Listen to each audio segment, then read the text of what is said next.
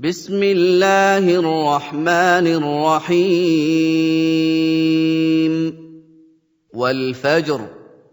وليال عشر ليشهدوا منافع لهم ويذكروا اسم الله في أيام معلومات على ما رزقهم من بهيمة الأنعام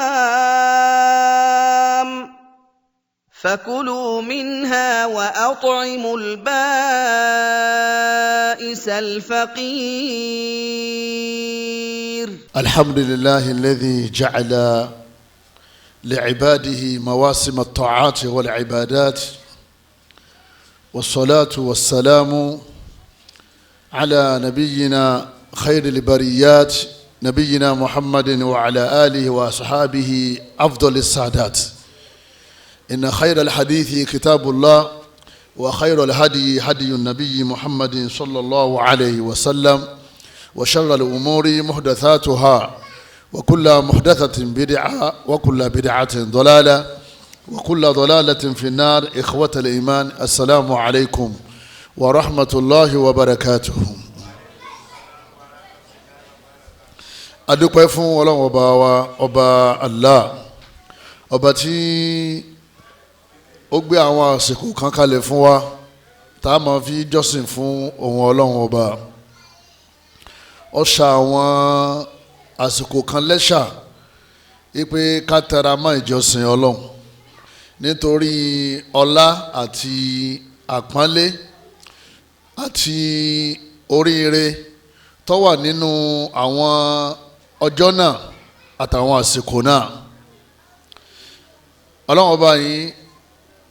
ọba tá a dúpẹ́ fún yìí, òun náà lọ́ba tí ó ní ká máa sìn wọ́n ní gbogbo ìgbà. Ó tún wá pè wá ṣàkíyèsí lérí àwọn àsìkò kan tó jẹ́ pé ọlọ́lá lọ́dọ̀ rẹ̀. Ìjọsìn tá a bá tún ṣe ń bẹ̀ ó tóbi lọ́dọ̀ rẹ̀. Ládàá tá a gbà ń bẹ̀ ó ju èyí tá a gbà nínú àwọn àsìkò míì lọ. Àwọn àsìkò yìí ni wọ́n pè ní mawasimu ta'ati wal qurbat. Ọlọ́run ọba Allah tó wá ṣàlàyé fún wa, tó ní ká Nábì ó sọ fún wa. Ọlọ́run wa dúpẹ́ o, gbogbo tó ti ṣe fún wa nínú ìmánì àti ìjọsìn kọ́lọ́mọ́ gbà lọ́wọ́ wa. Gbogbo yìí tá àti ilé máa ṣe kọ́lọ́mọ́ ṣàjẹ́ ọ̀rọ̀ wa lọ́rùn, kọ́lọ́mọ́ wájú agun lẹ́mìí lérí dáadáa, kọ́lọ́mọ́ ṣàjẹ́ Allah ti bọ̀tán dáadáa. Ìkẹ́ Ọlọ́run, ọlá Ọlọ́run, àánú Ọlọ́run kó bá Ànábì wa Muhammad, ẹni tó ní ọlá jù nínú gbogbo àwọn ẹrú Ọlọ́run ọba àtàwọn ẹ̀dá Ọlọ́run. Káànú náà bá àwọn sàhábà rẹ̀ àti gbogbo àwọn aráalé Ànábì pátá, àwọn tó jẹ́ pé àwọn náà lásìwájú wa. Èyí tó dáa jù nínú ọ̀rọ̀ tẹ́yẹ máa ń jòkó gbọ́, òun náà lọ̀rọ̀ tó ní ṣe pẹ̀lú Al-Qur'an. Ojú ọ̀nà tó dáa jù tẹ́yẹ máa ń tọ̀, òun náà ní sunna Ànábì wa Muhammad sallallahu alayhi wa sallam. Gbogbo tí wọ́n bá ti gbé kalẹ̀ fún wa tí wọ́n pè lẹ́sìn tá a wá ara kọ́ọ̀lẹ̀ fún nínú Al-Qur'an àti hadisi, bídíà ni wọ́n máa ń pè é, àdádálẹ̀ ni wọ́n ń pè é. Àdádálẹ̀ sì ní ànú ni, èèyàn sì ní wo kó ànú àfi kọ́ padà parí iṣẹ́ rẹ̀ sínú náà Ọlọ́run. kọ́lọ́run bá Allah kó má ṣe wá lọ́mọ náà. Gbogbo àwọn tí wọ́n ṣe bídíà náà, Ọlọ́run bá wa dá wọn lọ́wọ́ kó bá fi mọ́lẹ̀ súnà hàn wọ́n, kọ́lọ́run jí wọn lè máa ṣe súnà. Àwa náà kọ́lọ́run fẹsẹ̀ wa múlẹ̀ dáadáa, kọ́lọ́run jí gbogbo wa, kọ́lọ́run jí Allah ti bọ̀ tán dáadáa. Ẹ̀yọ́ máa yá mi nínú ẹ̀sìn wa, èyí tá a fẹ́ gbéyẹ̀wò nírọ̀lẹ́ yìí, òun náà ni fadlu ashri fil hijja wal a'malu fiha. Ọlá tó wà fún ọjọ́ mẹ́wàá alákọ̀ọ́kọ́ nínú oṣù Sulhijja, oṣù àwọn alálàájì. Ọjọ́ mẹ́wàá àkọ́kọ́, ọlá tó wà fún àti àwọn iṣẹ́ tí Ọlọ́run ọba Allah ní a máa ṣe ń bẹ̀, èyí tá Ànábì wa Muhammad sallallahu alayhi wa sallam tó pa wá láṣẹ tó ní ká máa ṣe nínú àwọn ọjọ́ náà. Wa mimma la shakka fihi anna Allah subhanahu wa ta'ala khalaqana li ghayatin udhma. Èyí tí ó dàrú mẹ́ni kọ̀ọ̀kan wa lọ́wọ́ lọ́dọ̀ àwa tá a ti jí, òun náà ni pé Ọlọ́run dá wa nítorí ìdí pàtàkì kan. Ìdí pàtàkì náà tá a fi wà nílé ayé, Ọlọ́run ṣàlàyé ẹ̀. Ọlọ́run ní torí ẹ̀sìn ni mo ṣe dá yín. Gbogbo tí mo sì dá fún yín tí ó máa wúlò fún yín, mo dá àwọn nǹkan yẹn fún yín kẹ́ ẹ máa lò kó lè bá jẹ́sìn ọ̀rọ̀rùn fún yín láti ṣe. Gbogbo tá a bá lé ayé yẹn, Ọlọ́run dá fún wa torí kí ilé ayé ò lè rọ̀ wá lọ́rùn, kẹ́sìn ò lè rọ̀ wá lọ́rùn ni. Allah subhanahu wa ta'ala, Ọlọ́run ti làámẹ́lẹ̀ nínú Al-Qur'an al-Karim. Ọlọ́run ọba ní a'udhu billahi minash shaitani rajim. Ọlọ́run ọba ní wa ma umiru illa liya'budullah ọlọ́run bá ní ìpayín láṣẹ kẹwàá ṣe kankan lé ayé àfi kẹwàá máa sìn mí ọlọ́run nìkan ṣoṣo mukhlisina lahu-ddin èmi nìkan náà ní kẹsì máa sìn ẹ má tún sìn kan mí ma hunafa ẹ wá lọ lè jẹ́ onígbàgbọ́ pẹ̀lú ẹ̀sìn tẹ́ ẹ bá ń ṣe gbogbo ẹ̀sìn tẹ́ ẹ bá ń ṣe ẹ lè jẹ́ onígbàgbọ́ hunafa kẹgbẹ̀mí nìkan gbọ́ wa yuqimus-salah lẹ́yìn gbàtẹ́ bá ti gbà mí gbọ́ tán ẹ̀mẹ́ wá kírun wa yutu-z-zaka lẹ́yìn náà lọ́wọ́ kan zaka wa dhalika dinul qayyima ọlọ́wọ́n bá ní ẹ̀sìn mi òun náà lẹ̀sìn tó dúró déédéé gbogbo ẹ̀sìn tó kù ẹ̀sìn tí ò dúró déédéé ni ẹ̀sìn jákujàku ni ọlọ́wọ́n wa bíọ́ mọ́sàfẹsẹ̀ wa múlẹ̀ lérí ẹ̀sìn Islam kọ́lọ́n jẹ́ àárẹ̀ ṣe bá nábì ṣe kọ́ wa kọ́lọ́n bá aláà kọ́ wa gbà lọ́wọ́ wa ẹ̀yọ́ máa yá mi nínú ẹ̀sìn wa akramallahu al-ummata bi ibadati yawmiyya nígbà tí ọlọ́run bá aláàfẹ́ ṣàánú àwa àlùmọ̀ nàbì sallallahu alaihi wasallam ó wá pọ́n wa lé pẹ̀lú ká máa ṣàwọn ìjọsìn olójoojúmọ́ gẹ́gẹ́ bí ìrun wákàtí márààrún wa ibadati usbu'iyya àwọn ìjọsìn ọlọ́sọ̀ọ̀sẹ̀ wà gẹ́gẹ́ bí jímọ̀ tá a máa ń lọ wa ibadatu shahriyya àwọn ìjọsìn olóṣooṣù wà èyí tó jẹ́ pé a máa fi súnmọ́ Ọlọ́run gẹ́gẹ́ bí àwẹ̀ 13 14 15 oṣù ojú ọ̀run oṣooṣù la máa ṣe wa ibadatu sanawiyya lẹ́yìn náà àwọn ìjọsìn ọlọ́dọọdún ó wà gẹ́gẹ́ bí hajj àbí ká dó lárafa àbí ká máa gbààwẹ̀ Ramadan gbogbo àwọn ìjọsìn olójoojúmọ́ yìí a máa wá ṣe ọlọ́sọ̀ọ̀sẹ̀ a máa ṣe olóṣooṣù a máa ṣe ọlọ́dọọdún a máa ṣe gbogbo ẹ̀ náà àlìjánná ọlọ́run là á fi ń wá kọ́lọ́mọ́sí àlìjánná náà kọ́lọ́mọ́sí ilé ìwọ̀fẹ́ ní kọ̀ọ̀kan wa ashru dhil-hijjati mawsimun min mawasimi al-ibadati wal-qurbat wat-ta'at ṣe wá rí ọjọ́ mẹ́wàá ìbẹ̀rẹ̀ oṣù Dhul-Hijjah tí oṣù Dhul-Hijjah bá ti wọlé ọjọ́ kìíní ọjọ́ kejì ọjọ́ kẹta ọjọ́ kẹrin ọjọ́ karùn-ún ọjọ́ kẹfà ọjọ́ keje ọjọ́ kẹjọ ọjọ́ kẹsàn-án ọjọ́ kẹwàá ṣe rí ọjọ́ mẹ́wàá yẹn ayyamun fadila àwọn ọjọ́ tí ọlọ́run sàlẹ́sà ni àwọn ọjọ́ tó tóbi lọ́dọ̀ ọlọ́run ọba ni ọlọ́run ọba Allah ó fi àwọn ìjọsìn kan sínú àwọn ọjọ́ mẹ́wàá yìí tó jẹ́ pé àwọn ìjọsìn náà gbogbo ẹ̀ ló tóbi nínú èyí tá a ti ń ṣe tẹ́lẹ̀ àti èyí tí àyè ṣe tó jẹ́ pé nínú ọjọ́ yìí nìkan la máa ń ṣe nínú àwọn ọjọ́ yìí nìkan la máa ń ṣe èyí tá a ń ṣe jojoojúmọ́ tẹ́lẹ̀ á wà á papọ̀ mọ́ èyí tí wọ́n ní ká ṣe nínú àwọn ọjọ́ mẹ́wàá bẹ̀rẹ̀ oṣù Dhul-Hijjah ọjọ́ yẹn wà tóbi sí nítorí pé àwọn ìjọsìn kan ti wà ń bẹ̀ tó ju èyí tá a ń ṣe bọ̀ tẹ́lẹ̀ lọ ọdọọdún la máa ń ṣàwọn yẹn lẹ́yìn náà ládàá tó lọ́n bò kalẹ̀ fún àwọn iṣẹ́ tá à ń ṣe lójoojúmọ́ tẹ́lẹ̀ tó bá di àwọn àsìkò yìí àwọn ọjọ́ mẹ́wàá yìí ládàá yẹn ó pọ̀ sí ládàá yẹn ó lé sí yóò ju ládàá tí wọ́n ń fún wa tẹ́lẹ̀ lọ lérí àwọn ìjọsìn tá à ń ṣe lójoojúmọ́ tá a bá ṣe nínú àwọn ọjọ́ mẹ́wàá yìí ọlọ́run bá alá aksama bihadil ayyami wa qal ọlọ́run wá fi ọjọ́ mẹ́wàá yìí ọlọ́run fi búra nínú alukur'an wala yuqsimu al-azimu illa bi'azim ọba tó tóbi ò ní fi nǹkan kan búra àbí kó jẹ́ pé nǹkan yẹn tóbi ọlọ́run fẹ́ pàkíyèsí wa síbẹ̀ ni o ọlọ́run ọba ní wàlífàjìrì ọlọ́run ọba ní mo fi àsìkò alifajari mo fi búra walayalin ashir mo wá fi ọjọ́ mẹ́wàá oṣù Dhul-Hijjah mo fi búra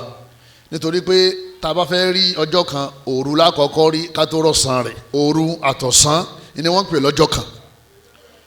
àfọwọ́ Abdullahi ibn Abbas ó ní layalil ashir ó ní àwọn òru mẹ́wàá yìí ó ní tí ọlọ́run ọba alágbà lérò lérí àwọn layalil ashir òru mẹ́wàá yìí ó náà ní ayyamul ashir àwọn ọjọ́ mẹ́wàá ìbẹ̀rẹ̀ oṣù Dhul-Hijjah àwọn ọjọ́ mẹ́wàá yìí ẹ̀yọ́ mayami ọlọ́run ọba aláàfin búra li'idhami makanatiha nítorí pé ipò tó wà lọ́dọ̀ ọlọ́run ipò tó lágbára ni kọ́lọ̀ mọ́sà fún wa níṣẹ́ rẹ̀ ṣe nínú àwọn ọjọ́ mẹ́wàá yìí wa fiha ujurul a'mali mudha'afa wọ́n ní gbogbo ládàá tá a máa gbà lérí àwọn ṣẹ́tà ń ṣe ládàá àdìpélé ni tó bá kẹrun nínú àwọn ọjọ́ mẹ́wàá yìí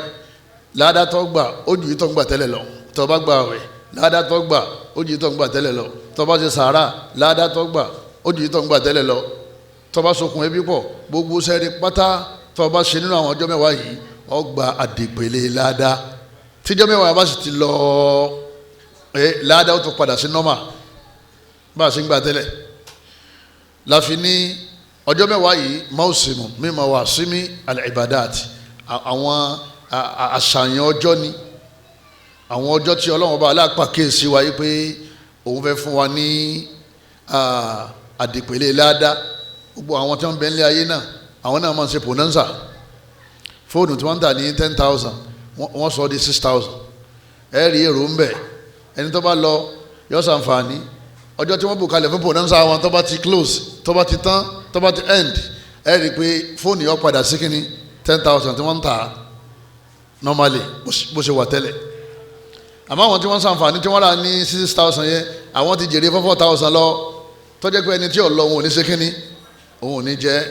walillahil mathalul a'la ọlọ́run ọba àlá ló ga jù lẹ́ni tí tó sẹ́ni kankan tó ga tó ọlọ́run ọba wa ẹ̀yọ́ máa yá mi nínú ẹ̀sìn wa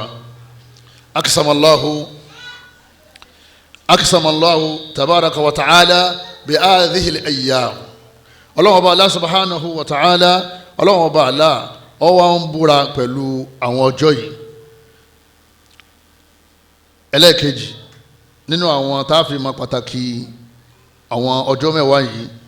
afdalul ayyami hiya afdalul ayyami takunu al-ibadatu fiha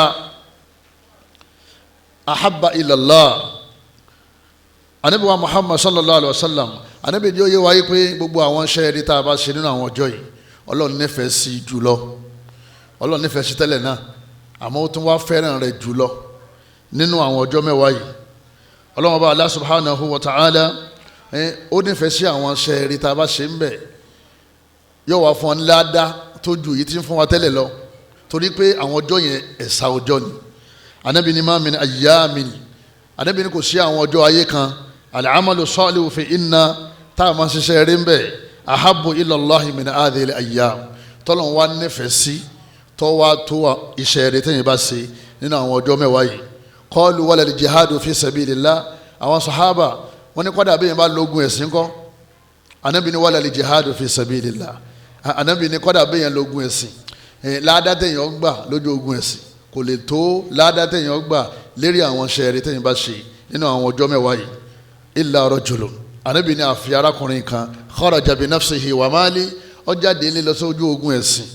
pẹ̀lú ẹ̀mí rẹ̀ àtọwọ́ rẹ̀ falam yarji' min dhalika bi shay' kò wá dé pẹ̀lú ẹ̀mí dúkìá rẹ̀ ò dé owó rẹ̀ ò dé aṣọ rẹ̀ ò dé bàtà rẹ̀ ò dé ẹṣin rẹ̀ ò dé nǹkan já rẹ̀ ò dé oúnjẹ rẹ̀ ò dé nǹkan kan ò dé bó ṣe jáde lé kò sí tó padà wọlé ẹ̀ mọ́ Ànábì ní àfi òun nìkan lálẹ́ sọ pé ládàá tí ó gbà ó ṣe déédéé ládàá ẹni tó bá sin lọ́wọ́ ọba nínú jọ́mẹ̀wàá ìbẹ̀rẹ̀ oṣù Sul-Hijjah ọjọ́ náà tóbi púpọ̀ bí wọ́n ṣe ń gbọ́ lọ́n tóbi Mákà láàmú gbọ́ lọ́n tóbi ní gbogbo àgbáláyé bí wọ́n ṣe ń sin lọ́n Mákà làwọn náà máa sin lọ́n. Ànábì wa Muhammad sallallahu alayhi wa sallam Ànábì ní afdalu ayyami dunya Ànábì ní àwọn ọjọ́ tó lọ́lájù nínú gbogbo ọjọ́ tá a máa ń lò yípo ọdún tó tóbi lọ́dọ̀ Ọlọ́run jù ayyamul ashr àwọn ọjọ́ mẹ́wàá ìbẹ̀rẹ̀ oṣù Sul-Hijjah ni ayyami dunya jòhó wá ń yẹ yẹn jọ́mẹ̀ wá yẹn kò sírú ẹ̀ Allahumma salli sanu wa Allahumma ballighna ayyamal ashr kọ́lọ́ mọ́sá jọ́ bẹ́ẹ̀ ni kọ̀ọ̀kan wa wa a'id alayna a'waman adida wa azminatan madida kọ́lọ́ wájú agun lẹ́mìí ẹ̀sìn kọ́lọ́ bàálà kó já se pẹ́pẹ́pẹ́ kó wá fún ọ láti bọ̀ tán dáadáa jọ́mẹ̀ wá yẹn special days òun náà ní jọ́mẹ̀ wá yẹn gbogbo àwọn ìjọsìn tá à ń ṣe nínú jọ́mẹ̀ wá yẹn ládàá gbà ń bẹ̀ yọ pọ̀ ju èyí tí wọ́n fún wa tẹ́lẹ̀ lọ ìtumọ̀ ẹni pé èyàn gbọdọ̀ tẹ̀ra mẹ́sìn lásìkò yẹn kó lè bá a kọ́ lọ nífà bí ládàá náà ṣe wá pọ̀ tó kò sẹ́nìkan tó mọ̀ lẹ́yìn Ọlọ́run wa min fadaili hadhihi al-ayyam nínú àwọn ọlá tó wà fún àwọn ọjọ́ yìí amara Allahu ibadahu bi dhikri ismihi Ọlọ́run pàṣẹ nínú al-Qur'an bó ṣe pàṣẹ ká gbààwẹ̀ bó ṣe pàṣẹ ká kírun ó wá pàṣẹ oníkà máa ṣe síkìrì nínú àwọn ọjọ́ yìí Tìjàní àkọ́ máa ṣe Tìjàní aláṣọ Kàdírí onílù èyí nǹkan ọmọ ṣe àsìkò síkìrì gan ló délẹ̀ yìí Ọlọ́run pàṣẹ ni wọ́n ní ká máa ṣe síkìrì kájí síkìrì wọ́n pọ̀ ju bá a ṣe ń ṣe tẹ́lẹ̀ lọ òun fẹ́ káwọn ará Mákà ọmọ ṣe síkìrì àwa tá a wà nílé náà ní gbogbo àgbáńlá yìí tá a jẹ́ muslims káwa náà mọ̀ ṣe síkìrì kí gbogbo ayé ọmọ wa hó látara ìgbọ́lọ̀ tóbi. Allah subhanahu wa ta'ala ọlọ́wọ́n bá ní li yashhadu manafi'a lahum ọlọ́run ní gbogbo àwọn tí wọ́n wá sí maka ká máa bọ̀ wọ́n ra àǹfààní maka o ọlọ́run ní wọ́n já àǹfààní maka gbogbo àwọn tó wà maka ọlọ́run mọ́sà fún wọn níṣẹ́ náà ṣe àwọn tí wọ́n múra kọ́lọ̀ mọ́sà jọ rọrùn fún wọn àwọn tá àti lọ kọ́lọ̀ mọ́sà jọ rọrùn fáwa náà ọlọ́run bá ní ẹ máa jẹ àǹfààní maka gan àǹfààní pọ̀ maka ọlọ́run ní tẹ́ bá ti wá maka ẹ ra àǹfààní ń bẹ lẹ́yìn náà wa yadhkuru ismallahi fi ayyamin ma'luma wa yadhkuru ay liyadhkuru ọlọ́run bá ní bó ṣe pàṣẹ fi'lul amri lil mudari' liyadhkuru ọwọ́ ni wa yadhkuru ọlọ́run bá ní kí gbogbo wọn ó sì máa rántí orúkọ mi ká máa gbé orúkọ mi tóbi ní àwọn ọjọ́ tẹ́ ti mọ̀ fi ayyamin ma'lumati àwọn àpapọ̀ sahaba wọ́n ní ayamu ma'lumati yẹn òun náà ní àwọn ọjọ́ tá a ti mọ̀ ta ló ṣàlàyé fún wa jama anabuwa Muhammad sallallahu alayhi wa sallam sẹ́mi pẹ́ lọ́wọ́ dárúkọ àwọn ọjọ́ yẹn sì ó láti mọ̀ ta ló wá ṣàlàyé fún wa nígbà tó lọ́wọ́ sọ láfi ní àdìsí àti kùránì wọ́n jọ ń ṣe kínní wọ́n jọ rìn ní tádìsí bá ti padà kùránì ò ní wúlò mọ́ ẹ̀yọ́ màá yá mi nínú ẹ̀sìn wa ẹ rí àwọn ọjọ́ yìí oye àwọn ọjọ́ tí anabi ṣàlàyé fún wa yìí pé ayamu ma'lumat ayamu al-ashr ọjọ́ mẹ́wàá àkọ́kọ́ nínú oṣù Sul-Hijjah ilẹ̀ ọlọ́run rè fà sí ọlọ́run ní alama razaqahum min bahimatil an'am ẹ máa gbé mi tóbi ẹ máa gbé mi ọlọ́run tóbi ẹ máa yìn mí ẹ máa kì mí lérí pé mo fún yín láwọn ẹran tẹ́ máa pa mo fún yín ní ràkúnmí mo fún yín ní màálù mo fún yín ní àgùntàn mo fún yín ní àgbò mo fún yín léwúrẹ́ ọlọ́run ní gbogbo àwọn bahimatul an'am yẹn àyọ̀dà kẹ́ kí mi sẹ́ńkọ́ àkànjẹ́ náà jẹ́ ọdún ni àwọn àti kí ọlọ́ àfàwọn díẹ̀ wọ́n làwọn mọ́tà fi asúnú àwọn oníṣèkèrè tí wọ́n máa rántí ọlọ́run ọba wa ọlọ́run ọba ni ẹ máa rántí mi Suratul Hajj ayah 28 lọ́wọ́ ẹ̀yọ́ máa yá mi àwọn ẹran náà ẹran lé yá lọ́lọ́run rí fàásì àti ẹran àdáyá àwọn tó bá ṣe umura tí wọ́n bọ́ sẹ́lẹ̀ tí wọ́n tún ṣe hajj àwọn yẹn náà pẹ̀ran ọ̀ràn yẹn nìkan pẹ̀ran yẹn ọlọ́run gbogbo ẹran tẹ́ ń pa ní hajj ẹ̀yin tẹ́ lé sí hajj àtẹ̀yin tẹ́ wà ń lé tẹ́yìn ọlọ́ hajj tẹ́ ń pẹ̀ran léyà gbogbo yẹn ẹ máa dúpẹ́ o ẹ máa dárúkọ mi àtàwọn tó wà lọ́hùn àtẹ̀yin tẹ́ wà ń lé. limadha azumati hadhihi al-ayyam kí ló dé tí ọjọ́ yìí tóbi lọ́dọ̀ ọlọ́run ọba limadha kí ló dé tí ọjọ́ yìí tó wá tóbi tó báyìí wọ́n ní yóò tóbi lijtima'i ummahatil ibadati fiha nítorí pé àwọn àjọsìn tó tóbi gbáǹkọ́gbè jọ́sìn ó sọdún sínú àwọn ọjọ́ yìí ó kójọ sínú àwọn ọjọ́ yìí tó jẹ́ pé kò lè kójọ sínú ọjọ́ míì mọ́ lẹ́yìn ọjọ́ mẹ́wàá yìí yípo ọdún ọjọ́ mẹ́wàá yẹn bá ti lọ gbogbo àwọn ìjọsìn yẹn ò lè kójọ mọ́ láwọn ìjọsìn gbangba ẹ̀yọ́ máa yá mi nínú ẹ̀sìn wa nínú àwọn ìjọsìn tó wà nínú àwọn ọjọ́ yìí òun náà ni àwọn èèyàn wọ́n gbéra wọ́n máa lọ sí Mákà nínú àwọn ìjọsìn tó wà nínú àwọn ọjọ́ yìí òun náà ni kásá hajj gbogbo àwọn alálàájì wọ́n máa gbọ́ lọ́n tóbi àwọn náà máa gbọ́ lọ́n tóbi balálàájì bá fẹ́ wọ Mákà yóò ní labbaika Allahumma labbaik mo jẹ́ pé ìwọ Ọlọ́run labbaika la sharika laka labbaik mo jẹ́ pé ìwọ Ọlọ́run kò sẹ́ni tó dàbí ìwọ Ọlọ́run innal hamda gbogbo ọpẹ́ wà ni'mata gbogbo òdẹ̀ra láka ìwọ nìkan ló ní ìwọ nìkan ṣoṣo la sharika lak kò wá sẹ́nìkan tó jọ̀wọ́ Ọlọ́run tó lè ṣe tó ń ṣe wọ́n yin Ọlọ́run wọ́n ké Ọlọ́run wọ́n fẹ́ wọ Mákà nìyẹn o tí wọ́n bá ti wá parí umura tán àbí wọ́n parí hajj àwọn náà wọ́n mọ̀ gbọ́ lọ́n tóbi tí wọ́n lọ Àràfà wọ́n mọ̀ gbọ́ lọ́n tóbi náà lọ Muzdalifa wọ́n mọ̀ gbọ́ lọ́n tóbi níjọ́ ọdún wọ́n mọ̀ gbọ́ lọ́n tóbi ẹ̀yọ́ màá yá mi nínú ẹ̀sìn wa nínú àwọn ìbádà tó wà ń bẹ̀ òun náà ni pé ààwẹ̀ wà ń bẹ̀ ààwẹ̀ ẹjọ́ Àràfà al-wuquf bi Àràfà kádúró l'Àràfà wà ń bẹ̀ tí gbogbo alálàájì ó dúró síbẹ̀ tọ́lọ́wọ́n gbà wọ́n lálejò ń sánmà tí wọ́n sọ fáwọn màláíkà pé ushidukum mò ń fi yín jẹ́rìí anni qad ghafartu lahum gbogbo àwọn tó wà ní Àràfà yìí mo ti forí jìn gbogbo wọn. àwa tá a wà lé àwa náà gba àwẹ̀ ọjọ́ àràfá báwa náà bá ti ń gba àwẹ̀ tán wọ́n sì ṣàforíjì ẹ̀ṣẹ̀ ọdún méjì fáwa náà. ẹ̀yọ́ mayami nínú ẹ̀sìn wa umura wà ń bẹ̀ náà pé ojoojúmọ́ là ń ṣe umura tẹ́lẹ̀ àmọ́ náà àwọn ọjọ́ yìí náà umura náà òun náà wà ń bẹ̀ ìrun wákàtí márùn-ún ó wà ń bẹ̀ àwẹ̀ wà ń bẹ̀ àdúrà wà ń bẹ̀ kámaka Kùránì wà ń bẹ̀ kámọ́sẹ̀ síkìrì wà ń bẹ̀ nínú àwọn ọjọ́ yìí á lọ yídì nínú àwọn ọjọ́ yìí á pẹran ọ̀ya ẹ̀tọ́mọjọ́ mẹ́wàá mi wá tí gbogbo àwọn ìjọsìn yìí tó lè wà ń bẹ̀ yàtọ̀ sí ọjọ́ mẹ́wàá bẹ̀rẹ̀ oṣù Sulhijja tí gbogbo ọ pàdé bẹ́ẹ̀ tàràfọ́ wà ń bẹ̀ tàwáfọ́ wà ń bẹ̀ àjẹ́ wà ń bẹ̀ àwẹ̀ wà ń bẹ̀ ìdúrólárafọ́ wà ń bẹ̀ kò sí mọ́ ọjọ́ mẹ́wàá yẹn tóbi èèyàn gbọ́dọ̀ fi ṣeré ẹni tó bá fi ọjọ́ mẹ́wàá yẹn ṣeré bí ẹni tí wọ́n ṣe pònánsà lẹ́yìn kùlélé rẹ̀ tí ọlọ́lẹ̀ ra tiẹ̀ tásìkò bá ti tó price ó padà sí nọ́mà ni tó bá ti padà sí nọ́mà òun tiẹ̀ ó lùsì nìyẹn ọlọ́mọdé á lùsì o ẹ̀yọ́ màá yá mi nínú ẹ̀sìn wa al-a'malu al-matluba fiha nígbà tí wàá mọ títóbi àwọn ọjọ́ mẹ́wàá yìí wọ́n ní kí ni àwọn iṣẹ́ tá a máa wá ṣe níbẹ̀ àwọn iṣẹ́ tá a máa ṣe nínú àwọn ọjọ́ mẹ́wàá yìí tí a fi lè di ẹni tí yóò rí ládàá tí yóò sì ṣoríire bẹ̀ alákọ̀ọ́kọ́ nínú àwọn iṣẹ́ tá a máa ṣe nínú àwọn ọjọ́ mẹ́wàá yìí òun náà ni pé kẹ́ni kọ̀ọ̀kan wa ká rọ́jú ká lè bu owó ká gba físà ká ra tíkẹ́ẹ̀tì ká kọrí sí Mákà. iṣẹ́ hajj ó jẹ́ iṣẹ́ kan tí ó tóbi nínú àwọn ọjọ́ yìí wal umra lẹ́yìn náà umra gbogbo àwọn èèyàn wa tí wọ́n lọ sí Mákà kó tó dàsìkò tó ń ṣe hajj umra ni wọ́n kọ́kọ́ ṣe tí wọ́n bá ṣe umra tán tí wọ́n bọ́ sọ́ọ́lẹ̀ tí wọ́n dára Mákà tó bá dijọ́ kẹjọ oṣù Sulhijja wọ́n ṣe wá dà níyàn hajj wọ́n ṣẹ̀ṣẹ̀ wá lọ Mínà tí wọ́n kó Mínà wọ́n lọ Àràfá látàràfá Muzdalifa wọ́n lọ lè jókòó wọ́n jókòó tán wọ́n padà sí Mínà àwọn míì lọ lè ṣe tàwáfù ìfádọ̀ ní Mákà àwọn náà tó padà sí Mínà gbogbo ẹ̀ pátápátá nínú oṣù yìí la máa ń ṣe Ọlọ́run bá ní alhajju ashhurun ma'luma Ọlọ́run bá ní ájì tí mo ní kẹ́ ṣe àwọn oṣù kan tá ẹ ti mà ní o ta ló jí ẹ̀ màjàmá ta ló jí àmà anabi wa Muhammad sallallahu alayhi wa sallam Ọlọ́run ọmọ kóòdì ọ̀rọ̀ anabi ọmọ tú àwọn oṣù wo ni oṣù hajj Shawwal Dhul-Qa'dah Dhul-Hijjah anabi ló ṣàlàyé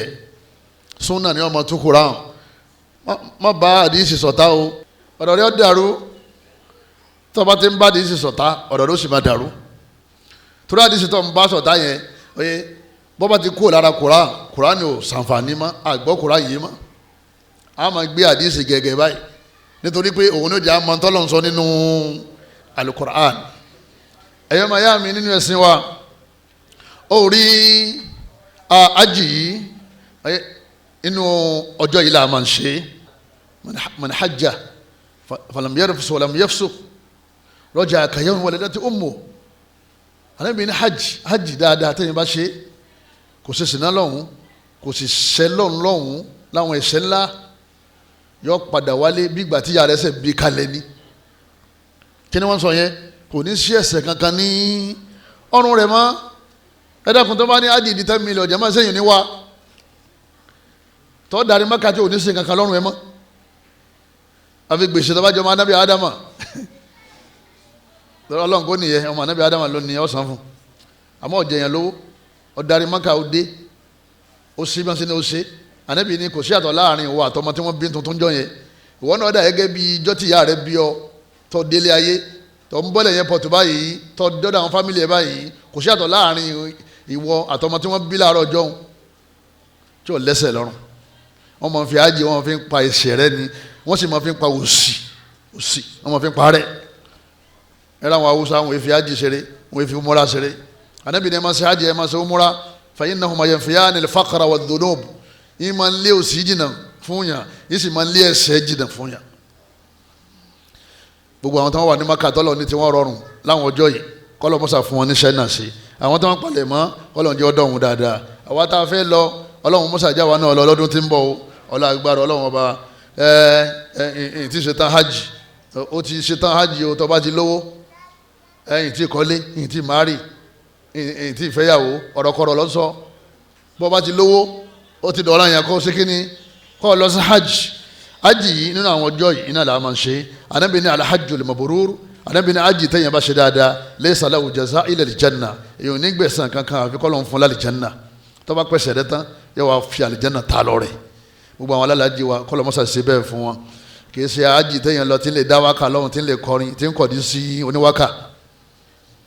ají tẹ̀yìn lọ tó gbé kókè lọ tó lè dèrè àwọn ará makaru ó lè balẹ̀ jẹ́ ó lè dànkarú tí ń lè bá wọn tí ń lè ya fọ́tò tí ń ṣe fídíò níbi tí ń ṣe tawaf ń ṣe fídíò níbi tí ń ṣàdúrà àràfá bọ́ọ̀ bá ń kírun sọ́ọ́ mọ̀ ṣe fídíò só lè máa ń kírun kọ́ mọ̀ ṣe fídíò kó sì máa upload yẹ lẹ́sẹ̀kẹsẹ̀ tó o bá ti lè ṣe yẹn o gbọ́dọ̀ ṣe ibi tawaf o gbọ́dọ̀ ṣe ibi Safa àti Marwa o gbọ́dọ̀ ṣe ìgbà tó wà ní Arafat torí pé kò jẹ́ torí Ọlọ́run mọ́ nítorí àwọn tó fẹ́ kí wọ́n wù ọ́ torí ẹ̀ náà ni ó ní kéyìn sẹ́nu ó kéyìn má kà sẹ́nu tí wọ́n máa wá tàn bọ̀nàbọ̀nà aláìdílé aka inú owó tabu ayẹ ọfẹ́ fi ṣòfò ilé kan yín ọmọ pé eyín tó ń kàn ìtumọ̀ nígbà tó ń kàn ni pé káwọn ará alé ó lè mọ̀ pé ó ṣe kíní ó ṣe hajj ṣé torí ará alé ló fi ṣe hajj ala lillahi dinul khalis ọlọ́run ní ẹ̀sìn tẹ́yìn bá ṣe torí ọlọ́run nìkan lọ́lọ́run máa ń gbà wa atimul hajja wal umrata lillah la linnas ọlọ́run bá ní ẹ ṣe hajj pérépéré ẹ ṣe umura pérépéré lillah nítorí tọ́lọ́run kì í ṣe torí àwọn èèyàn iPhone ó ti bá jẹ́ ọ̀pọ̀lọpọ̀ jẹ́ tí wọ́n mọ̀ torí àníyàn rẹ lọ́lọ́run fi dá ọlọ́jọ́ lè ṣẹ́ tó ṣe kọ́lọ́mọ bá ṣe wá jẹ́ o ẹni tí ó bá wá mọ̀ kó túbá lọ́dọ̀ ọlọ́run ọba wa èèyàn máa yá mi nínú ẹ̀sìn wa ẹ rí ẹlẹ́ẹ̀kejì nínú àwọn iṣẹ́ tá a máa ń ṣe nínú àwọn ọjọ́ yìí suyamu adil ayam illa yawmin nahari a lè gbààwẹ̀ fún ọjọ́ mẹ́sàn-án nínú ọjọ́ mẹ́wàá yìí àmọ́ a gbọ́dọ̀ gbààwẹ̀ níjọ́ kẹwàá yẹ àìgbààwẹ̀ ńbẹ ìjọ ọdún ni ká pẹran ká jẹran òun lè sin ìjọ yẹn tó o bá gbààwẹ̀ Ọlọ́run ní gbà lọ́wẹ̀ ṣàdíjọ́ kẹsàn-án àwọn alálàájì ò ní gbààwẹ̀ ẹni máa ń gbààwẹ̀ làràfà nínú àwọn alálàájì aláìmọ̀kan ni Ànábì ò gbààwẹ̀ ńbẹ Ànábì sì ní lè tá àkóso àní manasikakum bí mo ṣe ṣe hajj gẹ́lẹ́ ni ẹ ṣe o ẹ̀yẹn mọ̀ yìí ti yín padà o Ànábì ò wá gbààwẹ̀ làràfà nígbà tí ń ṣe hajj àmọ́ àwa tá a ṣe hajj tá a wà Mákà àbáwa tá a wà nílé tá a lọ sí hajj àwa ni wọ́n ní ká gbààwẹ̀ ọjọ́ àràfà a lè gbààwẹ̀ níjọ́ alákọ̀ọ́kọ́ jọ́ kejì jọ́ kẹta jọ́ kẹrin jọ́ karùn-ún jọ́ kẹfà jọ́ keje jọ́ kẹjọ wàá kàdùhà àmọ́ àwẹ̀ yìí tó ní ládájú tó jẹ́ tó pàtàkì jù òun náà ni àwẹ̀ ọjọ́ àràfà ìjọ́ kẹsàn-án èyàn lè gbààwẹ̀ láwọn ọjọ́ mẹ́jọ tí ó kù náà àwọn kan fà mọ́ra wọn lọ́wọ́ nínú àwọn talabatul ilm yí pé sáwẹ̀ wà ń bẹ àbí ò sáwẹ̀ ń bẹ àwọn afáàní gbogbo sẹ́ẹ̀rẹ́ lọ́wọ́ ń bẹ iṣẹ́ rí kàkà Quran kọ́ kàákọ́ pọ̀ ara sẹ́ẹ̀rẹ́ ni kọ́ ọmọ ṣe síkìrì ara sẹ́ẹ̀rẹ́ ni kọ́ ọmọ sàdúà ara sẹ́ẹ̀rẹ́ ni kọ́ ọmọ gbàwẹ̀ náà ara sẹ́ẹ̀rẹ́ ni wọ́n nítorí pé Ọlọ́run bá sọ nínú àdísì kùdùsí ó ní kullu amal libni adama lahu illa sawm gbogbo iṣẹ́ tọ́mọ anábì adama bá ṣe òun ló ní yóò sì gba dèdè ládàtà bù fún illa sawm illa amalu sawm àfi iṣẹ́ rí tọ́jú àwẹ̀ illa sawm illa amalu sawm àfi iṣẹ́ rí tọ́jú àwẹ̀ fa innahu li wa ana ajzi bi èmi Ọlọ́run bá mọ̀ láwẹ̀ èmi ní sì fún ní ládà tó wù mí tẹ́nìkan ọmọ yìí ẹ̀ adẹ́pẹ́ àwẹ̀ náà wà ń bẹ̀ bẹ́ẹ̀ bá ṣe wàá lè gba gbogbo ẹ̀ kéèyàn gba ìtẹ́pá bá ká àmọ́ tíjọ́ àràfọ́ gbọ́dọ̀ ṣe kínní kò gbọ́dọ̀ bọ́ mọ́ yàn lọ́wọ́ ẹ̀yọ́ mayami mamin abdin anabi sallallahu alaihi wasallam sọ pé kò sí ẹrú kan yasumu yawman tí ó gba àwẹ̀ fi sabilillahi fún Ọlọ́run ọba yawman ìjọ kan nínú àwọn ọjọ́ ayé illa ba'ada Allahu bi dhalika al-yawmi waj'ahu 'ani an-nari 70 kharifa àfi kí Ọlọ́run ọba Allah kó gbé jìnnà sí iná ní òǹdíwọ̀n ìrìn tẹ́yìn orin ní 70 years ẹ̀yọ́ mayami 70 àmà tó bá ti gbà wẹ́njọ́ kan fọ́lọ́run wọ́n gbé ọ jìnnà síná ní dèdè distance tẹ́yìn orin ní 70 years tó bá tún gbà wọ́n tún gbé ọ jìnnà tó bá tún gbà wọ́n tún gbé ọ jìnnà bó o ṣe ń jìnnà yẹn bọ̀ lọ́ ń lọ yẹn bó o ṣe ń lọ yẹn bó lọ́ lọ ọkàn kó sínú àlìjẹ́nà ni àmẹ́ni tí ó gbà wẹ̀ wọ́n dúró lójú kan bẹ́ẹ̀ ni ẹ̀yọ́ màyá mi nínú ẹ̀sìn wa Ànábì ní yawman èyíkéyìí ọjọ́ téèyàn bá fi gbààwẹ̀ àwọn ọjọ́ mẹ́wàá yìí kọ́ síbi ọjọ́ làwọn náà àbí wòye sọjọ́ ni nídìí bẹ́ẹ̀ a lè gbààwẹ̀ àmọ́ kì í sọ̀rọ̀ àyà téèyàn bá gbà yọ gbà ládá téèyàn bá gbà kò lẹ́sẹ̀ àmọ́ tíjọ́ àràfá kò ní dáa kéèyàn má gba ìjọ àràfá ìjọ kẹsàn-án àfàwọ̀ Abu Qatada ó ní Ànábì wa Muhammad sallam ó ní Ànábì ní siyami yawmi arafata rí àwẹ̀ ìjọ àràfá ahtasibu ala Allah an yukaffira sanata allati qabla wallati ba'da mo gbà pé Ọlọ́run ọba aláwo ṣe àforíjì ẹ̀ṣẹ̀ ọdún kan nínú àwọn ẹ̀ṣẹ̀ kéékèèké tó ti lọ àtàwọn ẹ̀ṣẹ̀ ọdún kan nínú àwọn ẹ̀ṣẹ̀ kéékèèké ọdún tí ń bọ̀ Ọlọ́run ó ṣàforíjì rẹ̀ fẹ́ni tó bá gbààwẹ̀ àràfà. ọmọ ìyá mi ìmọ̀bọ́yọ̀ gbọ́ Yorùbá ti ń sọ yìí ọmọ ẹni dúró láti gbà tálẹ̀ fájàrí bá ti yọ ó sì sinú tí òòrùn bá ti ṣe kínní tóòrùn bá ti wọ̀ ìjọ kan náà ni ó wọ́n wàá pa ẹ̀ṣẹ̀ kéékèèké rẹ nínú àwọn fáìlì rẹ ẹ̀ṣẹ̀ ọdún méjì gbáko bẹ́ẹ̀ yẹn bá gbààwẹ̀ ọjọ́ àràfá kò lẹ́ṣẹ̀ àmọ́ ń tọ́ bọ́ fún kì í ṣe kékeré kọ́lọ́mọba aláà kọ́mọ́sàjẹ́ ọ̀rọ̀rùn fún wa àtàwọn fámìlì wa àtàwọn ọmọ wa nínú àwọn al-a'malu fi hadhihi al-ayyam al-fadila nínú àwọn iṣẹ́ tá a máa ṣe nínú àwọn ọjọ́ mẹ́wàá yìí al-wuqufu bi Arafa gbogbo àwọn alálàájì gbogbo wọn pàdé l'Arafa gbogbo alálàájì wọn pàdé l'Arafa sẹ́ni gbogbo àwọn alálàájì tó pàdé l'Arafa yìí jama alhajju Arafa Ànábì ní ìtì máa jẹ́ kí wọ́n gba ájì lọ́wọ́ yàn òun náà ni kéèyàn wà l'Arafa ẹni tí ó bá ti wà l'Arafa tí ilẹ̀ bá ti mọ́mọ́ lọ́wọ́ àbí ilẹ̀ súnmọ́ lọ́wọ́ kò ní hajj gbogbo iṣẹ́ hajj tó ṣe yẹn ó ti bàjẹ́ ló sì jẹ́ gbogbo àwọn tó bá sick bóyá wọ́n ní malaria wọ́n admit wọn àbọ̀rẹ̀ wọn tó bá di ọwọ́ ọ̀rọ̀ lẹ́lẹ́yà ashiri wọ́n fi ambulance wọ́n fi kó gbogbo wọn wá sí Arafat ní Arafat gan hospital mẹ́bẹ̀ tó tóbi kọ́lọ́mọ́ sábà sànú àwọn ìjọba Saudi Arabia kọ́lọ́mọ́ jẹ́ wọ́n tẹ́ kọ́lọ́mọ́ kọ́ wọn máa ṣe kọ́ bá mẹ́sẹ̀ wọn dúró lérí ẹ̀sìn Ọlọ́run wọ́n ti kọ́ hospital síbẹ̀ rẹpẹtẹ fáwọn tó bá sìkì tó bá ti wá di ẹ̀yìn asiri ambulance wọn máa wá wọlé sí aridu Arafat Arafat yẹn ṣe òkè kan tó yẹ máa gbọ́n o eré ilẹ̀ báyìí náà ni o àmọ́ sọ ma pé òkè wà Mẹ́kà kò sí bẹ́ẹ̀ sì dé Mẹ́kà tẹ̀ ní rókè láwọn àyè kọ̀ọ̀kan àwọn òkè díẹ̀ tó wà ń bẹ̀ wọ́n ti fọ́ náà wọn ò rí fọ́ tán ibẹ̀ dàwọn alálàájì aláìmọ̀kan àwọn ọmọ wa pọ́nkè yóò lòun lókè Àràfá ìpè òkè Àràfá lòun wà yìí o tá a sọ fún wa pé òkè Àràfá wa ọba tó wá jábọ́ ibo lọ́wọ́ àpò ńlọ àwọn aláìmọ̀kan kọ́ lọ́mọṣẹ́ sọ wa ń bẹ̀ yóò máa pọ́nkè lọ ni yóò lòun lókè wọ́n ti fọ́ ó súnmọ́ kán ti fẹ́ fọ́ tán náà nìsín torí àwa ti débẹ̀ ti pẹ́ díẹ̀ ńlọ bí 20 years ago débẹ̀ ti débẹ̀ gbẹ̀ 20 years ago ọlọ́mọdé àjọ ọrọ̀rùn fún mi náà tún fẹ́ lọ mo fẹ́ sọ múra mo fẹ́ sọ hajj kọ́lọ́njọ́ ọrọ̀rùn fún mi kọ́lọ́njọ́ ọrọ̀rùn fẹ́ yìí náà ọlọ́gbàrá ọlọ́wọ́n bá wa ẹ̀yọ́ máa yá mi nínú ẹ̀sìn wa ẹ rí Arafat yìí ẹni tí ó bá sí ń bẹ̀ nínú àwọn alálàájì kò ní hajj ní wọ́n sì máa ń gbé àwọn aláàárẹ̀ wá síbẹ̀ tí wọ́n sì ti gbé wọn wá síbẹ̀ láàrin bíi ìṣẹ́jú méjì kan mẹ́ta mẹ́rin wọ́n tún dá wọn padà sí hospital àwọn iṣẹ́ tó kù àwọn èèyàn lè bá wọn ṣe lẹ́yìn tawaf àti safa àti mariwa wọ́n lè bá wọn jùkò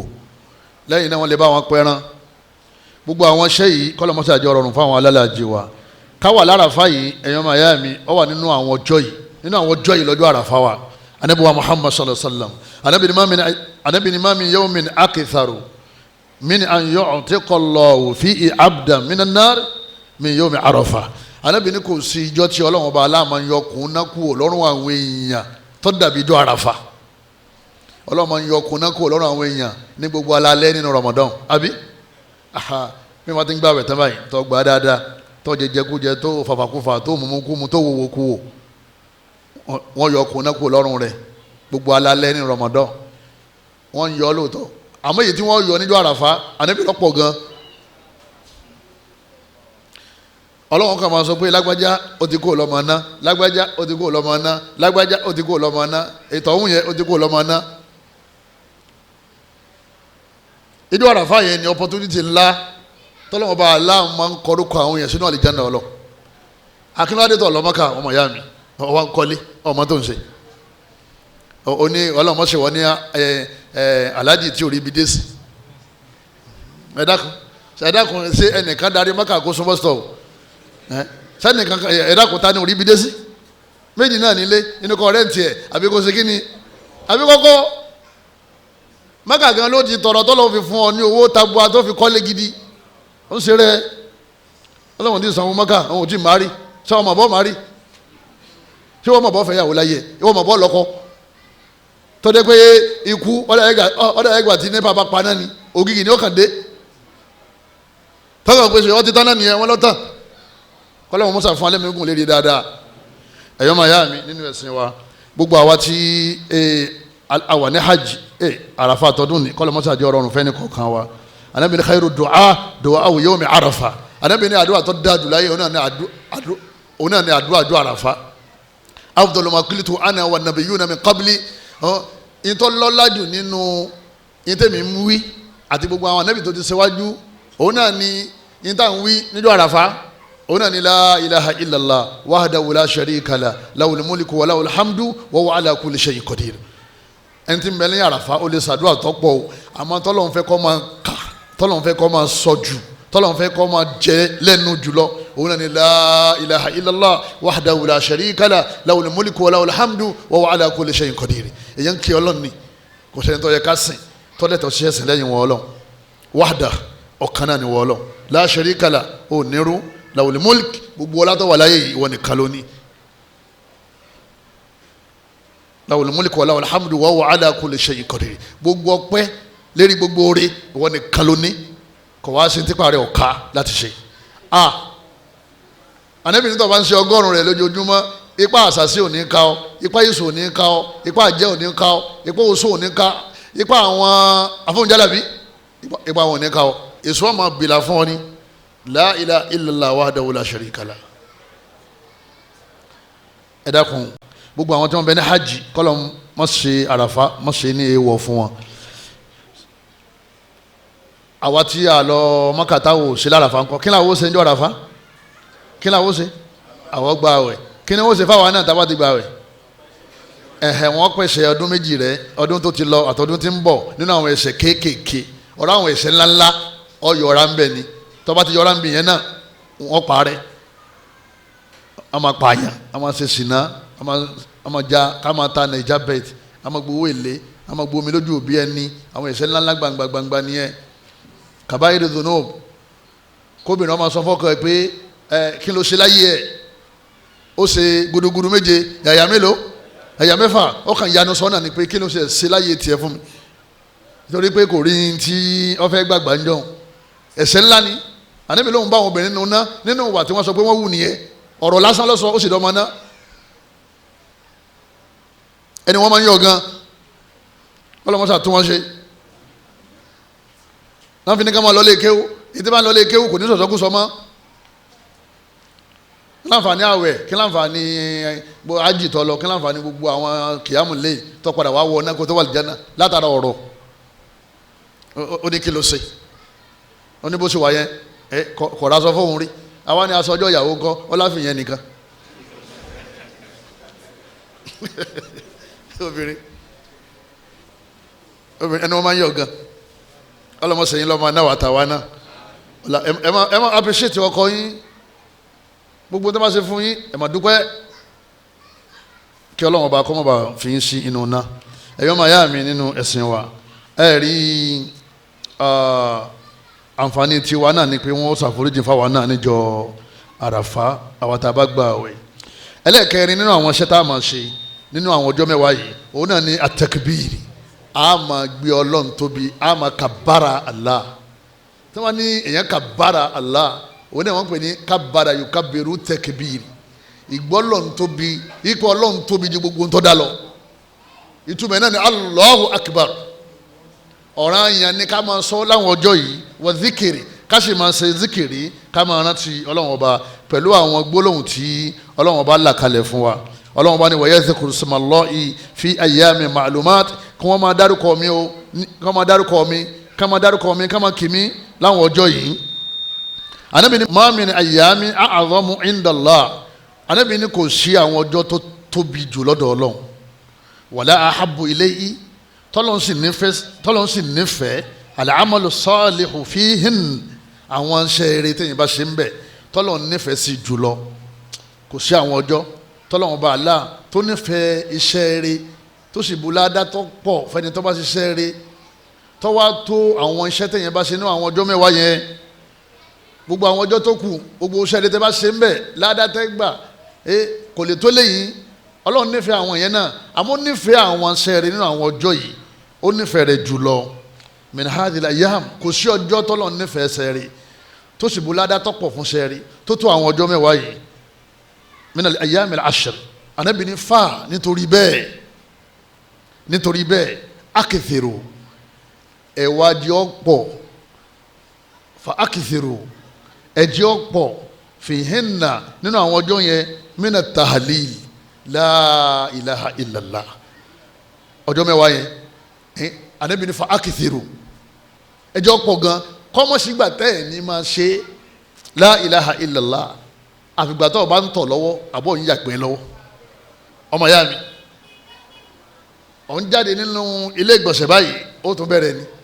ó máa ṣe nínú ilé, ó máa ṣe níta, ó máa ṣe níbi iṣẹ́, ó máa ṣe ní gbogbo ìgbà tó bá ti yajú lẹ̀, kódà kò dí iṣẹ́ lọ́wọ́ wọ́n máa ń ṣiṣẹ́ ọwọ́ lọ́wọ́ àwọn máa ṣe. fa akithiru ẹ má jẹ́ àsìkò kan yọ ọ́lẹ̀ àwọn àsìkò tẹ́ fi sùn gbogbo àsìkò tó kù yẹn nínú ọjọ́ mẹ́wàá yẹn fa akithiru. Ànábì ní ẹjọ́ pọ̀ mina tahlili kẹ́ẹ̀má ní la ilaha illallah, lẹ́yìn náà wa takbiri kẹ́ẹ̀má ní allahu akbar wa tahmidi lẹ́yìn náà kẹ́ẹ̀má ṣe walillahil hamd. Ànábì wa sàlàyé òun náà ní swigatu takbir bó la ṣe Allahu akbar Allahu akbar la ilaha illallah Allahu akbar wallahu akbar walillahil hamd. Bí oṣù Sùlíjà bá ti lé tí sultanu olórí oko kí ni gbogbo ìjàmbá olórí oko nìyẹn tọ́lọ́mù bá ṣàlékún àláfíà rẹ̀ kò ní tó gba ipò yẹn lọ́wọ́ ẹ̀ àfi tọ́lọ́mù bá ṣe tán. Tọ́ba ti announce pé oṣù Sùlíjà ti wọlé tilẹ̀ súnmọ́ ìjàmbá tí wọ́n announce lẹ́yìn magiribi ìjọ yẹn abẹ̀rẹ̀ ariwo nìyẹn. Kí ni ariwo náà jàmbá? Allahu akbar Allahu akbar la ilaha illallah Allahu akbar wallahu akbar walillahil hamd. Ọlọ́run wa yadhkur ismallah fi ayyamin ma'luma. Àwọn ọjọ́ yẹn ẹ máa ṣe síkìrì. Wọ́n ní ká ka salatul ilfati o, má ka dùnjínà, má ka kámẹ́rà jawharatul kamal. Wọ́n bẹ́ẹ̀ ni gbogbo wọ́nran yẹn. Níta nàbì ṣe ni ọjà ṣe kínní ni ọjà ṣe. Ànábì tóbi jù àfáyé lọ àti ṣéwù rẹ̀. Ànábì ni Rasulullah oníṣẹ́wù rẹ̀ kì í ṣe Rasulu.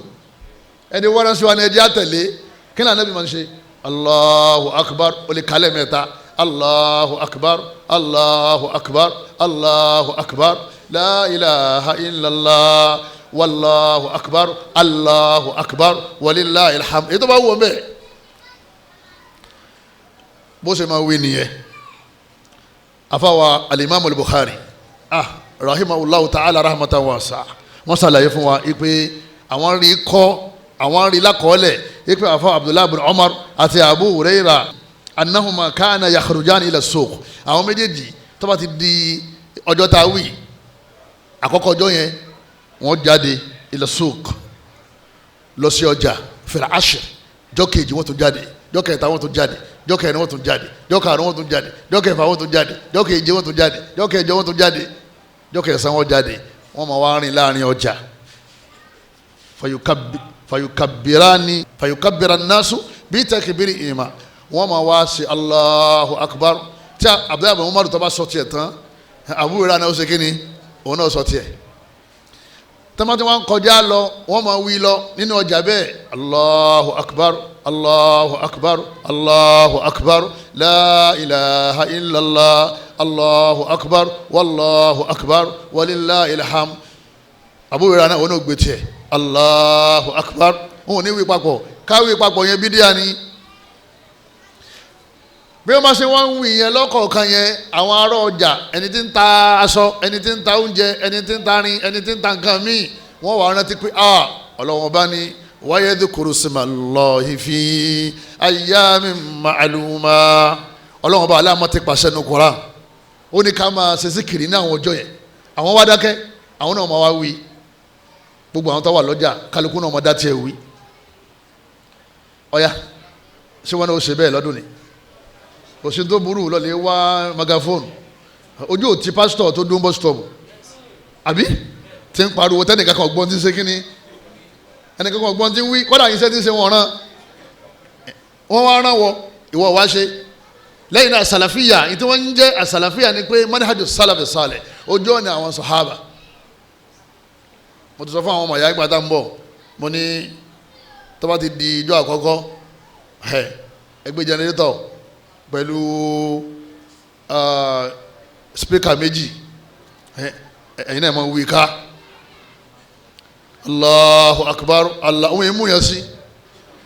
àwọn tí wọ́n ń ta fóònù àwọn náà ń wí tiwọn ẹnì kankan ò ṣe kí ni ẹnì kankan ò mú wọn ń jó obìnrin ń jó òhò àwọn tá lè wọ náà kò tijú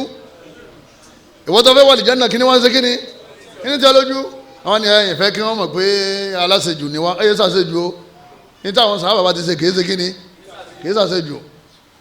bọ́ọ̀bù alágbára yẹn ìwọ́n náà máa wí ọmọ wí tẹ́ni tí ń bẹ́lẹ́gbẹ̀rẹ́ ọmọ mọ̀ pé ń sọ̀rọ̀ tọ́ba ní kí ló ń sọ olóòwò wà nínú àwọn ọjọ́ mẹ́wàá àkọ́kọ́ Sulhijja kí ló máa wá wí jàmá Allahu akbar Allahu akbar bọ́ọ̀bù àti lọ́bíṣẹ́ ó wí lọ́wọ́ wí darí ni o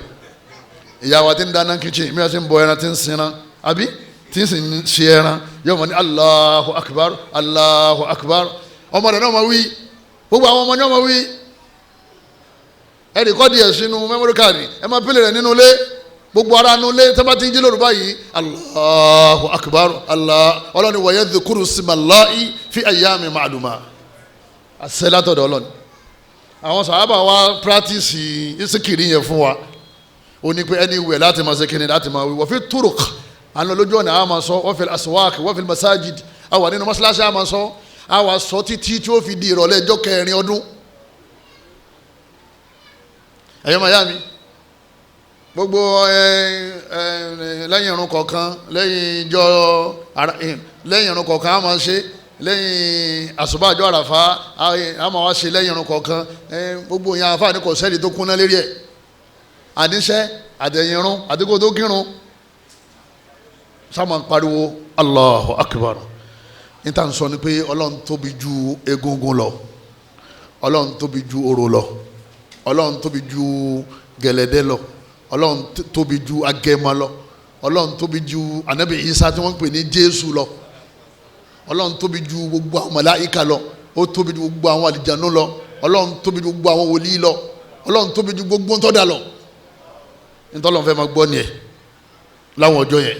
lẹ́yìn gbàtà bá dé kí náà ọ̀ràn yàn tán nítorí ọmọ sí kíni nítorí ọmọ sọ nìyẹn ẹ̀yọ́ máa yá mi nínú ẹ̀sìn wa yustahabu rafu sawt wọ́n ní afẹ́ ká máa yanu káwọn èèyàn máa gbọ́ kẹsì kó máa tijú Allahu akbar afa musa di pé ẹ̀ ń sọ láàrin ijọ́ mẹ́ta sísì mo ní bẹ́ẹ̀ ni ká sọ lọ́kàn wọ́n ní yustahabu rafu sawt á wí ẹnu wa sókè kẹsì kó máa wí sínú ẹni ní sọ̀sọ́kùsọ náà dákẹ́ tí wọ́n bá ní àfa máa ń sọ oní sísọ lọ́kàn jọ́mẹ̀wá láì sọ bẹ́ẹ̀ ipò ẹ̀ tí ìdá kankan mọ̀ jọ́mẹ̀wá láfi ṣe kíni láàfin sọ báwọn ẹ̀yọ́ màá yá mi nínú ẹ̀sìn wa àdúà ẹlẹ́ẹ̀karùn-ún nínú àwọn iṣẹ́ tá a máa ṣe nínú àwọn ọjọ́ yìí ó náà ní kájẹ́ ká dùà ó pọ̀ ọmọ ìyá mi tí wọ́n bá ní ilé ìṣòro ilé ayé ni wọ́n ń pè bẹ́ẹ̀ bọ́ọ̀ bá ṣe yanjú kan tán èmi ò ti tún ta kókó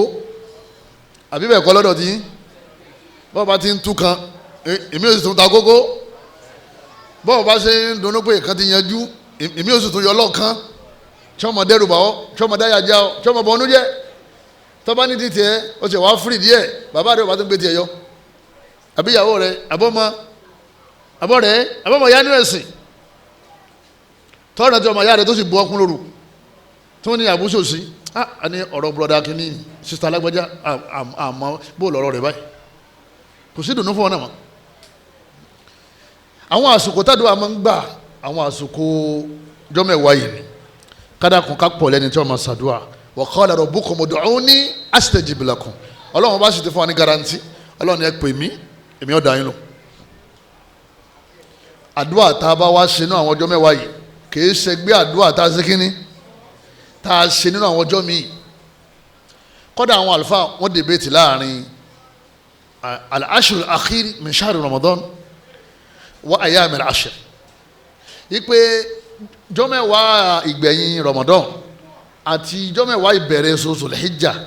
èwo lọ́lọ́lá jù wọ́n ní gbogbo ẹ̀ náà lọ́lọ́lá àmọ́ kálukú kulluhi ìkọ̀ọ̀kan ní ìròyìn tiẹ̀ ó sì lọ́lá tiẹ̀ wọ́n ní ẹ̀rí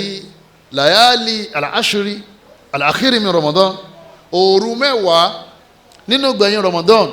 ọlọ́lá ju òru mẹ́wàá nínú ọjọ́ mẹ́wàá ìbẹ̀rẹ̀ Sulhijja lọ torí pé Laylatul Qadr ń bẹ nínú òru yẹn Laylatul Qadr khairun min alif shahr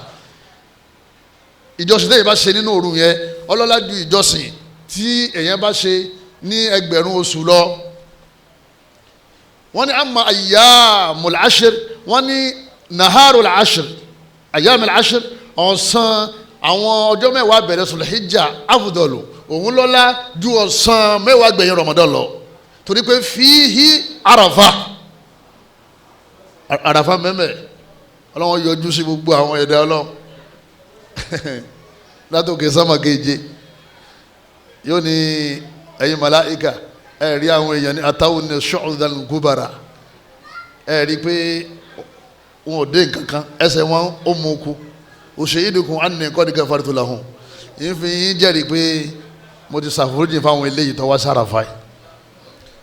lọ́sàn-án Ramadan kò ṣerú ẹ̀ adépẹ́ méjèèjì mùsùlùmí ò gbọ́dọ̀ máa sọ̀rọ̀ jù láti súnmọ́ Ọlọ́run Ọba ọ̀sán ayyamul ashr ọlọ́lá ju ọ̀sán Ramadan lọ àwọn òru last 10 days of Ramadan ọlọ́lá ju òru ayyamul ashr lọ kọlọ musa wọlé àánú yẹ kọ musa fi wá sí kòńgẹ́ Ramadan náà àti masaduwa láti sin o Allahumma ballighna Ramadan àbí wò ó ṣe tiẹ̀ ojoojúmọ́ làwọn máa ń ṣe fa Allahumma ballighna Ramadan kọlọ musa jí Ramadan náà ti ń bọ̀ náà kọjọ́ bá wa kọlọ wá já sọ pọ̀lọpọ̀ láyé ọmọ ìyá mi àdúrà ń gbàǹjọ́ àràfà o gbogbo àwọn alálàájì ẹni kan ṣàdúrà fún yín o gbogbo àdúrà tẹ́mi ṣe láràfà lọ́lọ́run gbà o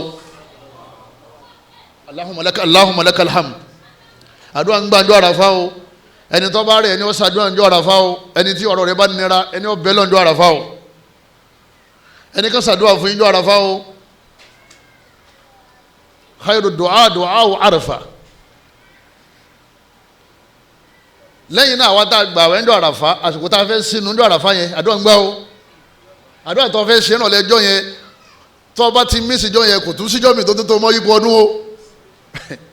torí pé ó ti wà nínú àwọn ọjọ́ mẹ́wàá yẹn àdúrà tá a bá ṣe nínú àwọn ọjọ́ mẹ́wàá yìí oye kèé ṣẹgbẹ́ àdúrà tá a ṣe láwọn oṣù mọ́kànlá tó kù àti ogún ọjọ́ tó kù lẹ́yìn ọjọ́ mẹ́wàá yẹn láàrin ọdún kan Ọlọ́run fààyọ gbogbo ìbáàdà tó bá ṣe ń bẹ̀ nóbi wàsá tó fi jẹ́ pé ẹnì kọ̀ọ̀kan wa ẹja ṣe kí ni ẹja pọ̀ ládùúà nínú àwọn ọjọ́ yìí ká máa ṣàdúà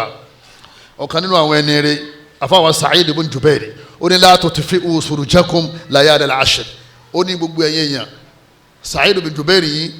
tábìyìn làwọn àwọn ará àwọn sahaba àmọ́ wọn rà nàbì àwọn rí àwọn Abubakar Umar Uthman Allahu Akbar àmọ́ wọn rà nàbì ó ní la tutfi'u surujakum ó ní ẹ má pa iná fìtílà lé yín o layalil ashr ní gbogbo òru mẹ́wàá bẹ̀rẹ̀ Sulhijja ẹ má pa àtùpà yín o ẹni bá pa àtùpà rẹ̀ tó bá pa náà lé ẹ̀kọ́ mọ́ tí ń ṣe o kí ló gbà lérò pẹ̀lú ẹ má ṣe kínní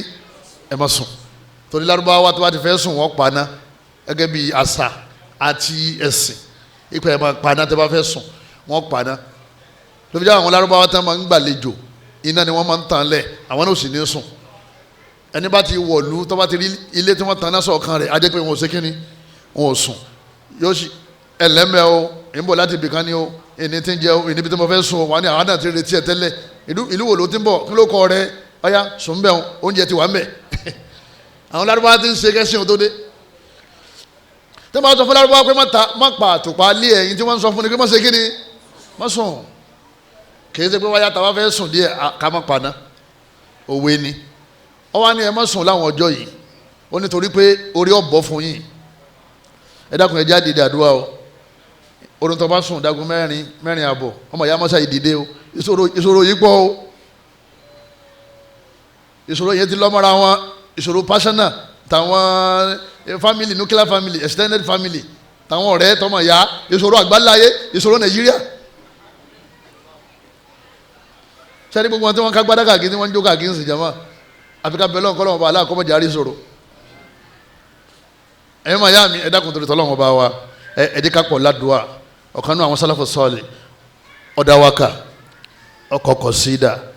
ó ní layalil ashri awqatul ijaba ọlọ́mọ ya mi olóòrù mẹ́wàá bẹ̀rẹ̀ oṣù Zul Hijja ó ní mọ́mọ́ sùn àwọn ti bẹ ọlọ́run sì ti gbà á òru yẹn òru gbígbàdúrà ni fabadir raqibatan talhaq thawaba ó ní gbìyànjú dákun mọ́sá ìgbìyànjú kó tètè tara ṣàṣà láti máa ṣàdúà kó lè rí oore tọ́pọ̀ láyé àti lọ́run alala wákìtà lil ummal fihi ó ní kò sí àsìkò kan táwọn yẹn máa ń ṣiṣẹ́ ń bẹ̀ tí wọ́n máa ń ṣàdúà ń bẹ̀ thawabul khairi aqrabu lil isaba tí wọ́n sì máa ń rí oore tọ́pọ̀ rẹpẹtẹ tí wọ́n sì padà rí tí wọ́n ń fẹ́ mini awqati layalil ashri haqqan tọ́wọ́ tó àwọn àsìkò òru mẹ́wàá bẹ̀rẹ̀ Zul Hijja fashamiri onítara sàṣà gbìyànjú dànù mọ́jú wọ́tìlù bá wọn fi hàl iná bá ó ní kó tètè béèrè ní tó bá ń fẹ́ ní ọ̀dọ̀ ọlọ́run ọba wa kó padà sọ́dọ̀ ọlọ́run mo dé kó túbá nú ẹ̀ṣẹ̀ ọlọ́run fèrè jìn ọ́ nídìí bẹ́ẹ̀ àwọn eléyìí wọ́n ti dáwọ́ wọ́n sì ti bá bẹ́ẹ̀ wàláhì bó ṣe rí nìyẹn ọjọ́ yẹn àdúrà bẹ́ẹ̀ ó yàtọ̀ sí àdúrà oṣù mọ́kànlá tó kù àtogúnjọ́ àbí tábàyọ mẹ́wàá kó nu ọdún kan oṣù mélòó nìyẹn oṣù mọ́kànlá àti kínní àtogúnjọ́ sọ̀rọ̀ ojoojúmọ́ lọ ń ṣàdúrà àdúrà tó bá ṣe nínú àwọn òru mẹ́wàá yìí gbígbà àdúrà rẹ ju àdúrà tó ṣe nínú oṣù mọ́kànlá lọ àti kínní àti ogúnjọ́ ẹlẹ́ẹ̀kẹfà àsọdàkọ̀ nínú àwọn ọjọ́ yìí a máa ṣe sàrà ẹ̀rí sàrà tó lọ́lá jù tó tóbi jù òun náà ni ká pa ẹran ká jẹ ń bẹ̀ ká wá fún àwọn tí wọn ò ní òun ló tóbi jù nínú sàárà tá a máa ń ṣe nínú ọjọ́ mẹ́wàá yìí àmọ́ yẹn ò ní kọ́ ọmọbìnrin bàtà àwọn aṣọ rẹ tó lò mọ́ kó jáde nínú àwọn ọjọ́ yìí bàtà rẹ tí ó wúlò mọ́ tí ó wúlò fẹ́ lómi kó jáde gbogbo àwọn nǹkan èlò kitchen tẹ̀tẹ̀rà mi tó fẹ́ máa ráre tí àtẹ́ lò mọ́ ẹ kò fẹ́ lómi kò wọ́n ránṣọ sí yọ ọmọ jóni ọmọ yọ pé owó ti dé gbogbo àwọn nǹkan tó lè wúlò fáwọn mọ̀nàbí ádámà rẹ̀ràn fún bí ẹ sí dáadáa sí yẹ ẹ táwọn èèyàn lọ́rẹ́ wá owó rí ibi tí owó ńláńlá kó fi ra ẹran kó gbé lọ àwọn mọ́sálásí owó rẹ tó níyẹn fi ra àlìjẹ́nà fún rẹ ọ̀rọ̀ àmàlù rẹ pẹ̀sẹ̀ sí mọ́sálásí owó yìí ń bẹ́ẹ̀ bẹ́ẹ̀ wọ́n dẹ̀ sì mà ọlọ́mọ bí o kó sí ó sì mọ yẹ mò ń bẹ̀ kó fi lọ opportunity ọjọ́ mẹ́wàá yìí torí pé sàárà tó bá ṣe ń bẹ̀ kì í ṣẹgbẹ́ sàárà tó ṣe ní àwọn ọjọ́ mi kí gbogbo mọ́sálásí kọ̀ọ̀kan ká máa so màálù mọ́lẹ̀ ń bẹ̀ kí wọ́n á ní kí ló dé wọ́n láwọn olówó mọ́sálásí lọ́ra kalẹ̀ ìmáàmù mọ gbogbo àwọn tí wọ́n lẹ́ran ìmáàmù mọ gbogbo àwọn tí wọ́n pẹran ìmáàmù mọ àwọn tí wọ́n lówó àti pẹran ìmáàmù náà wàá gborúkọ yóò lè ṣe orúkọ yóò wàá bu sínú láìlọ́ọ̀nù ní wọ́n bá pa tán ẹgbẹ́ lọ́dọ̀ lágbájá ẹgbẹ́ lọ́dọ̀ tàmàdò wọ́n mọ̀ ṣàdúrà fún ọ ní owó rẹ̀ wọ́n mọ̀ pọ̀ sí àdìsíkẹ́ rẹ̀ wọ́n mọ̀ pọ̀ sí tọ́ba lówó màálù ràgbò tọ́ba lówó àgbò rewúrẹ́ torí wa an tasaddaqu ọlọ́run ní tẹ́ ẹ bá ń ṣe sàárà khairun lakum ẹ máa rí orí ń bẹ in kuntum ta'lamun tẹ́ ẹ bá mọ̀ sàárà ni ọba pọ̀ nínú ọ̀rọ̀ yín apẹ̀ bá mọ iṣẹ́ tí sàárà ṣe kínní ti ń ṣe nǹkan méjì náà ni yaftahullahu biha al-abwab ọlọ́run mọ̀ sí dànù fún wọn mọ̀ forí wọ́ká tó bá ń ṣe sàárà lẹ́yìn náà sana'ul ma'ruf Ànábì ní sàárà ṣiṣẹ́ taqi masari as-su gbogbo àwọn aburú calamity problem tó fẹ́ jálù ọ ọlọ́run fi sàárà dá padà ọbẹ̀ sóríire ọ̀wá sí sàárà ọ̀fẹ́ kí ìbànújẹ́ ọmọ filé yín ṣe bùgbé ọ̀wá sí sàárà ọ̀fẹ́ ní kí wọn náà máa dunnú nínú ẹ̀mí rẹ kọ́ wà ókè kọ́ wà á bì ọ̀wá sí sàárà ìwọ náà dùn ẹnìkan nínú òjò wà á bì kọ́ pọ́sibù kọ́ ló mọ́ sàdí sàárà náà rọrùn fún wa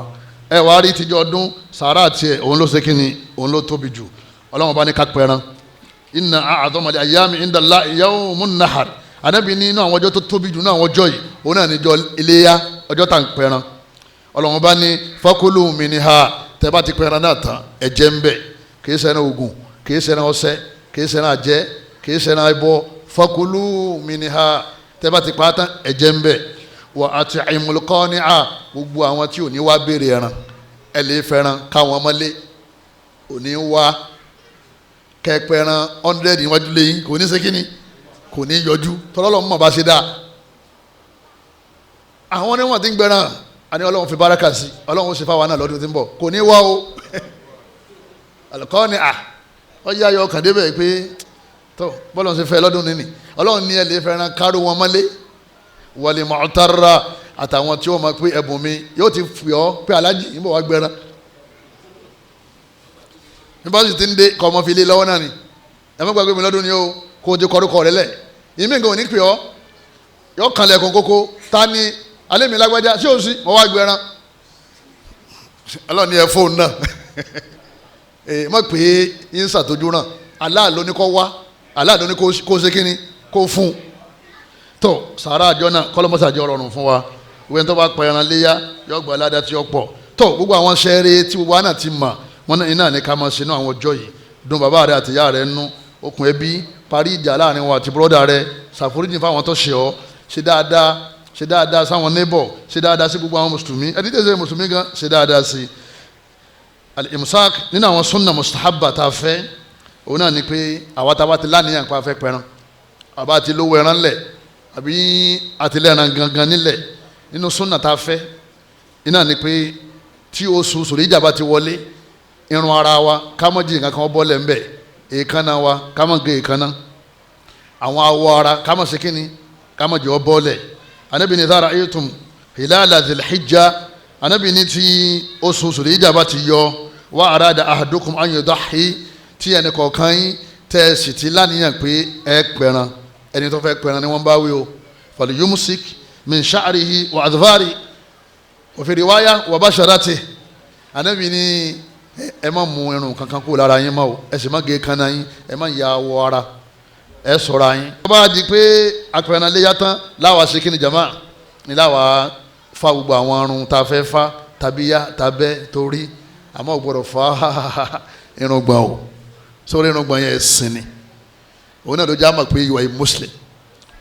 èyí ṣe mọ̀júsí èyí ṣe nàṣàrà èyí ṣe abọ́ná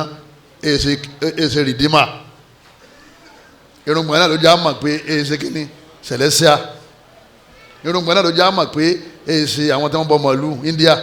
àwọn okòrò mọ́ẹ̀ wọ́n wà farùngbọ̀n anabi afuliha anabi ni efirùngbọ̀n yín lẹ̀ arikuliha ejorùngbọ̀n lẹ̀ anabi ni kò firùngbọ̀n lẹ̀ ń fa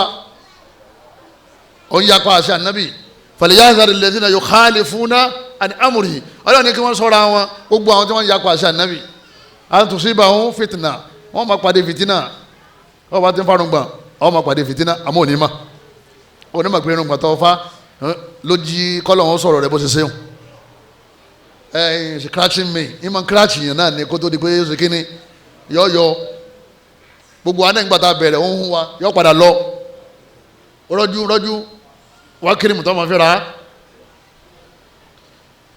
irùngbọ̀n nìkan là ní fa tá a bá ti pẹran tán àmọ́ gbogbo àwọn irun tó kù ìgbàláyé wà káfa èékánná wa àgè nínú súnà ni pé àwa tá a bá lẹ́ran ká má jẹun láàárọ̀ lọ síbò